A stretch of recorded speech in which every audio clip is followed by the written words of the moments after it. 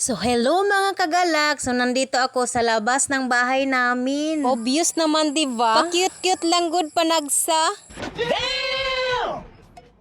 Salamat talaga sa Panginoon kasi may natira pa sa bahay namin. Hindi lahat nasunog. Ang natira nga pala mga kagalak ay yung sa kusina namin pero nasunugan na siya. Mga kagalak, so yung sa likuran ko ayan napudpud na yung haligi. Siguro yung hollow block ay naggabok na. At sayang talaga. Tapos na kami nakapagabas mga kagalak. So ito na yung mga kahoy na mga materialis. Ang hirap talaga kapag masunugan tayo ng bahay. Hay nako. Back to number 1 na naman kami. Mga kagalak, so ipakita ko sa inyo yung sa ibabaw ng bahay namin. So ayan siya mga kagalak. O diba, so wala na yung haligi, wala na yung ato. Pero okay lang yun. At least naman ay buhay yung pamilya ko. Hanggang may buhay ay may pag-asa. Kaya laban lang tayo mga kagalak. Always tayo laban kahit wala naman tayong kalaban.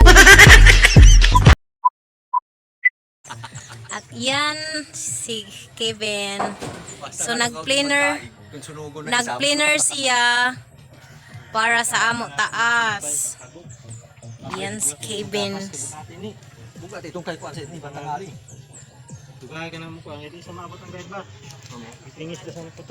At salamat nga pala kay Tatay Rudy na pinahiram kami ng area niya para kami maka-planer. Yan. So nag-planer na si Kevin kanina. Thank you so much also kay Ate Isil nakakunik mi og iyang wire. So that's all my update muna. Kagalak. Yan ang ibabaw, wala pa, no? Wala pa yung ibabaw.